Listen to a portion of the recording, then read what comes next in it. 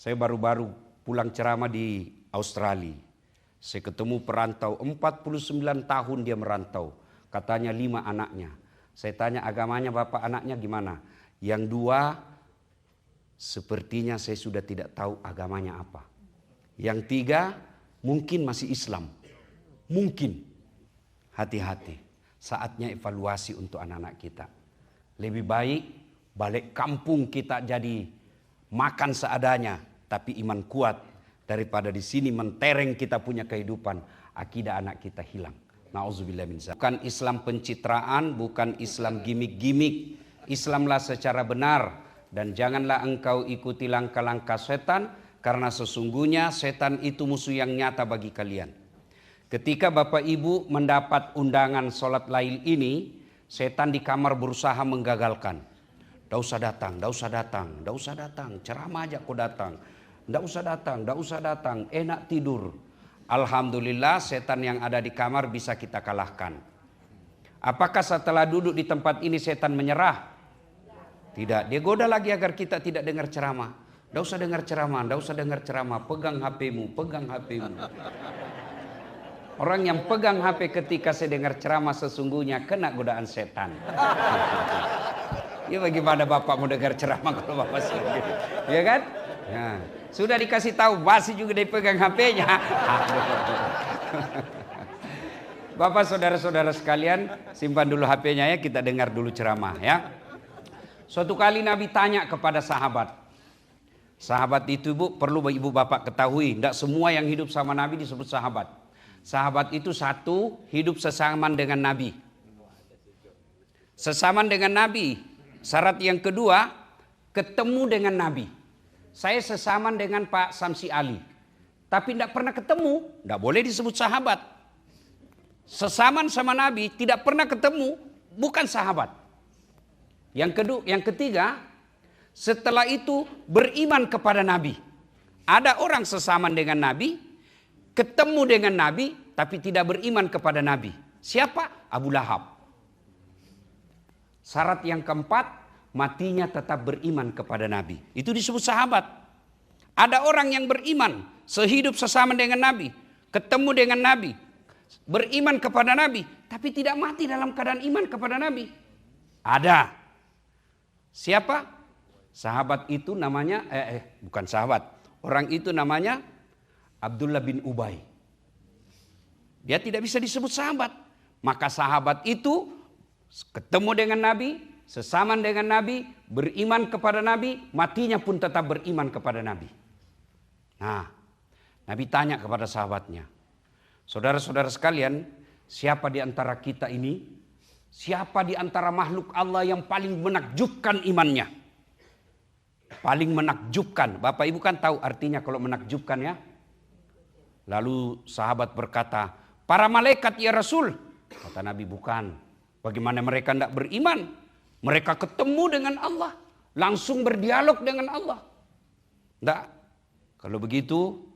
Para nabi dan rasul ya. Kata Nabi. Tidak. Bagaimana kami tidak beriman kepada Allah. Kami menerima wahyu. Bisa berdialog dengan Jibril. Kalau begitu. Kami ini para sahabatmu ya Rasul. Bukan. Bagaimana kau tidak beriman kepadaku. Kau beriman kepada Allah. Kau ketemu dengan saya. Kau lihat saya, ada masalahmu kau langsung tanya. Kalau begitu siapa ya Rasul? Mereka yang ada di gedung ini. Mereka yang ada tinggal di Amerika Serikat. Tidak pernah ketemu Allah. Tidak pernah ketemu Nabi. Tidak pernah ketemu malaikat. Mereka beriman kepada Allah.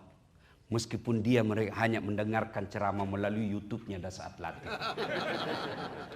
Kita inilah yang hadir di tempat ini. Alhamdulillah. Kita termasuk orang-orang yang menakjubkan imannya. Tapi ingat, ada godaan. Belum tentu iman kita dibawa sampai akhir hayat. Supaya iman kita dibawa sampai akhir hayat, maka hadirlah ini, muktamar imsa. Untuk apa? 1, mendapat ilmu. 2, silaturahim. 3, sedekah. Jodoh juga. Ya. Saya tidak tahu kalau soal itu Pak. Tapi kalau ada, alhamdulillah. Saya dengar memang juga ada. Alhamdulillah. Ya, maka ketika hadir seperti ini, jangan sia-siakan. Manfaatkan dengan sebaik-baiknya. Ngecas itu, ngecas. Bisa jadi kita ke tanah suci, umroh. Tapi itu kan agak berat. Alhamdulillah di tempat ini ngecasnya. Untuk sementara tuan-tuan, ibu-ibu, bapak-bapak yang saya muliakan, lupakan sekejap urusan dunia. Fokus ngecas iman. Dengar dakwah. Ibu-ibu saya tanya, ibu punya handphone? Punya? Kalau handphone dipakai terus kenapa? Kalau lowbat, diapain? Kalau enggak dicas kenapa? Mati. Kalau mati masih bisa dipakai? Bisa pakai melempar. Ya kan? Begitu juga iman. Iman dengan dakwah adalah cas. Bapak kerja 24 jam. Tapi tidak pernah dengar dakwah. Lambat laun HP-nya lowbat. Kalau sudah lowbat perlu dicas. Casnya ini. Syukur-syukur ada saudara kita menginisiasi untuk acara ini. Dan saya yakin tidak digaji. Iya kan? Maka kita hargai dengan cara, ayo konsentrasi. Kalau tiap malam ada sholat lail seperti ini, sempatkan ikut. Nah, sudah kita ini, saya alhamdulillah, saya yakin bapak-bapak yang hadir di tempat ini, insya Allah akidahnya aman, bisa dibawa sampai akhir hayat. Tapi yang saya khawatirkan generasi kedua dan ketiga kita. Maafkan saya harus katakan, selalu saya katakan setiap saya pergi ceramah dan ketemu para perantau ke luar negeri yang merantaunya bukan di negara yang mayoritas muslim. Saya baru-baru pulang ceramah di Australia. Saya ketemu perantau 49 tahun dia merantau. Katanya 5 anaknya. Saya tanya agamanya bapak anaknya gimana? Yang 2 sepertinya saya sudah tidak tahu agamanya apa. Yang 3 mungkin masih Islam. Mungkin.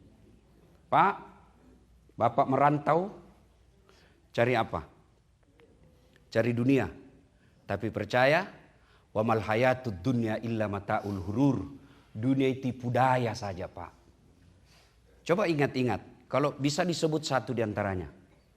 Tahun lalu kita muktamar. Ada enggak saudara kita yang sudah wafat tidak ikut tahun ini? Ada enggak? Pasti ada. Gimana kalau bapak itu yang wafat?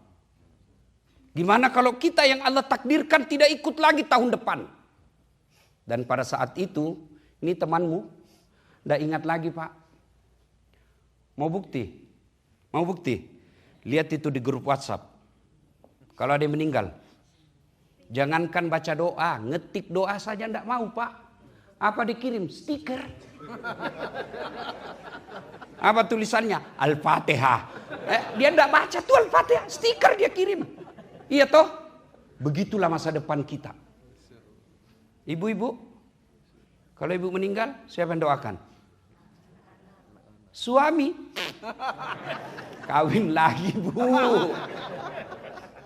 Dinontonlah istri saya ini ceramah saya. Dia bilang, saya lihat ceramahnya Ustadz. Kalau istri meninggal, suami kawin lagi. Jadi Ustadz nanti kalau saya duluan meninggal, kawin lagi. Saya bilang sini kau sayang. Saya peluk dia baik-baik. Saya bilang dengar baik-baik ya. Jangankan kau meninggal, masih hidup saja sekarang. Saya selalu berpikir kawin lagi. Apalagi kalau kau sudah mati. Ya, siapa yang doakan kita saudara-saudara? Anak. Saya heran lihat orang tua zaman sekarang. Anaknya ulang tahun bisa dia bawa kemana-mana. Anaknya ulang tahun dia bisa bawa sampai duitnya habis. $1.000 lebih. Tapi kenapa ketika pengajian seperti ini kita tidak mampu bawa anak kita? Saya yakin Bapak aman dah akidahnya sampai ajal. Anak. Oke anak masih. Cucu. Seorang manusia kerjanya apa? Budak. Waktu sampai jam berapa Pak? Habis? 10 menit lagi. Ibu tahu namanya budak? hamba sahaya. Beda pembantu, Ibu. Kalau pembantu digaji, dia boleh pergi dari pekerjaannya. Tapi hamba sahaya itu hak milik. Tidak punya hak asasi, hak milik. Kerjanya tukang sisirnya anaknya Fir'aun. Tukang sisir anaknya Fir'aun. Jatuh sisirnya. Apa kata orang ini? La ilaha illallah. Tiada Tuhan selain Allah. Kaget anaknya Fir'aun.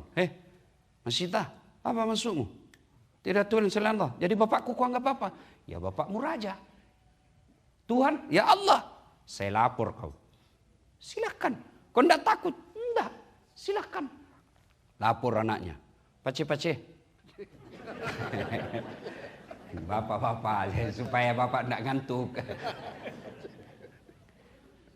Subversif, pelanggaran besar ini.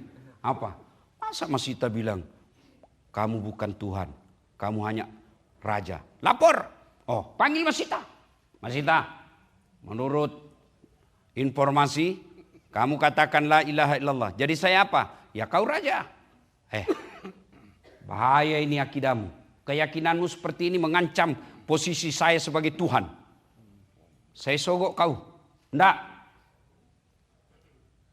La ilaha illallah. Masita, saya hukum kau. Silakan. Satpol PP. Seandai saja sekarang. Ajudan. Kalau ajudan. Pasukan. Kumpulkan semua keluarganya Masita. Kumpul anaknya. Kumpul suaminya. Masita, kalau kau tidak mau ubah keyakinanmu itu, saya rebus anakmu. Silakan. Ibu macam apa ini? Firaun, jangan kau ajari saya soal cinta kepada anak. Dia hidup dalam rahimku 9 bulan. Kulahirkan antara hidup dan mati. Tidak mungkin saya tidak cinta kepada anakku. Tapi cintaku kepada anak tidak boleh mengalahkan cintaku kepada Allah. Direbus hidup-hidup, menggelepar anaknya, kata Masita. Nak, sampai jumpa di akhirat, di sorga Allah. Masita, Fir'aun giling kepala. Oh, hebat juga nih Masita. Suaminya lagi direbus. Kata Fir'aun, kau tidak sayang suamimu? Fir'aun. Jangan bicara soal cinta. Tidak mungkin saya terima lamarannya kalau saya tidak cinta sama dia. Tapi cintaku kepada suami tidak boleh mengalahkan cintaku kepada Allah. Bang, maafkan saya. Goodbye my darling. Tidak ada dalam kitab itu Pak. Ya, berangkat. Kagum Fir'aun. Masita, bukan cuma anakmu. Bukan cuma suamimu. Kamu sekalian saya rebus. Pasukan, ikat Masita. Apa kata Masita? Tidak usah kau ikat. Saya turun sendiri. Turun ke dalam bejana, menggelepar wafat satu keluarga. Malaikat kagum, lalu Allah katakan, coba kau lihat, karena cintanya kepada Allah, cintanya kepada aku, akidahnya kuat. Allah balas, apa balasannya? Subhanallah, ketika Nabi Isra dan Mi'raj, Nabi mencium bau harum yang tidak pernah beliau dapati di dunia. Lalu Nabi bertanya, wahai Jibril, bau apa dia? Arwah para nabi? Bukan. Para rasul? Bukan. Siapa dia? Arwahnya Masita dan keluarganya. Cukup sampai di situ penghormatan Allah? Tidak. Sampai sekarang ini Allah muliakan. Gimana cara muliakan? Sampai detik ini berapa banyak perempuan namanya Masita. Sebaliknya Fir'aun. Gagah perkasa. Hebat. Elektabilitasnya paling tinggi. Tidak ada kala itu elektabilitasnya Fir'aun. Kekayaannya sampai detik ini masih dikejar. Tidak punya iman. Allah hinakan Fir'aun. Mana buktinya? Pak, Fir'aun itu sudah dideklarasikan dalam Quran haram masuk surga. Dicatat haram masuk surga itu Fir'aun. Kalau kita 50-50. Masih ada harapan masuk surga, 50% masuk neraka. Iya kan? Cukup di situ murka Allah? Tidak. Sampai detik ini Allah murka. Dihinakan Fir'aun. Tidak ada orang mau kasih nama anaknya Fir'aun. Jangankan kasih nama anak. Bapak aja saya bilang Fir'aun kau marah Pak. Maka inilah yang penting kita pelihara, iman. Cara memelihara iman itu berapa hari di sini? Berapa? 4 hari. Dan inilah saya rasa acara undangan yang paling banyak sekali cara saya ceramah. 8 kali Pak. Tidak tanggung-tanggung. Oh, luar biasa. Saya bilang bolehkah saya dikurangi supaya saya cepat pulang. Bapak Ibu saudara-saudara sekalian, mari manfaatkan kesempatan ini. Rehat sejenak urusan dunia. Tingkatkan kecintaan kita untuk melihara iman.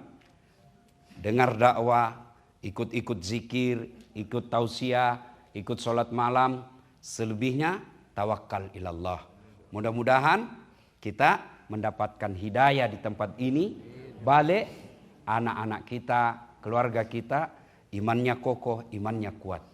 Saya maafkan saya harus menyampaikan iman Bapak Ibu harus kuat. Karena di sini godaannya juga sangat besar. Kalau saya kuat iman saya, tidaklah spesial. Kenapa? Memang tempatnya di situ banyak, bagus saya punya lingkungan. Tapi kalau di sini, kalau iman Bapak lemah, kalau iman Bapak Ibu anaknya lemah, bisa jadi 10-15 tahun yang akan datang, anak kita sudah tidak datang ke masjid sholat Jumat.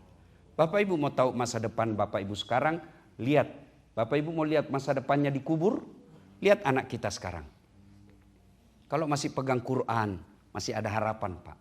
Tapi kalau setiap saat game, hati-hati, saatnya evaluasi untuk anak-anak kita. Lebih baik balik kampung kita jadi makan seadanya, tapi iman kuat.